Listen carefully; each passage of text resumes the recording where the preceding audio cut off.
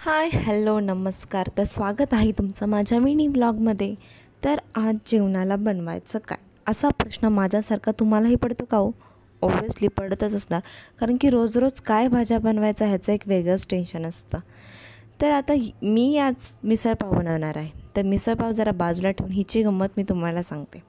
ही मला बोलत होती, वहिनी मला तुझ्या व्हिडिओमध्ये घे ना गं.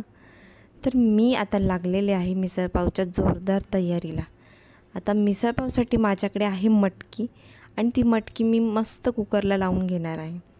आता ही जी मटकी आहे ती मी कुकरला शिट्ट्या करून घेणार त्याच्या. तर मटकी जास्त कुकरला शिजवायची नाही, मग 1-2 शिट्ट्यामध्येच मटकी शिजून जाते प्रॉपर. त्यामुळे जास्त शिट्ट्या त्याच्या करायच्या नाहीत. आणि त्याच्यामध्ये पाणी ओतून मी आता मीठ टाकणार. मीठ ह्यासाठी टाकायचं की ते मिठाचा अर्क त्या पूर्णपणे मटकीत उतरला जातो.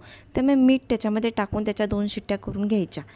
आता मी 2 बोलले, पण माझी मटकी ते एका शिट्टीमध्येच शिजली, कारण की भाजीमध्ये नंतर शिजवताना ती शिजली जाते ना. तर इथे बघा ही मटकी पूर्णपणे शिजलेली आहे. आणि तोपर्यंत आपण भाजीची तयारी करूया. आता भाजीसाठी मी इथं लसूण, खोबरं आणि आलं ह्याची पेस्ट करून घेणार आहे. कोथिंबीर मी वाटणामध्ये टाकत नाही, कारण की मी कोथिंबीर वरून चिरून टाकते.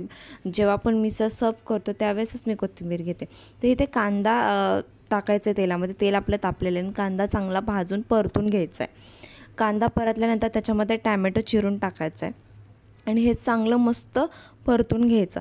आता मी जे लसूण, खोबरं आणि आल्याचं वाटण केलं होतं त्याची हे टाकायची क्लिप मी घेतली नाही. त्यामुळे मी याच्यामध्ये मिसळ मसाला, आपल्या घरगुती मसाले जे काय आहेत आपल्याकडे, लाल तिखट, घरगुती मसाले, ते पण मी याच्यामध्ये टाकून दिलेले आहेत.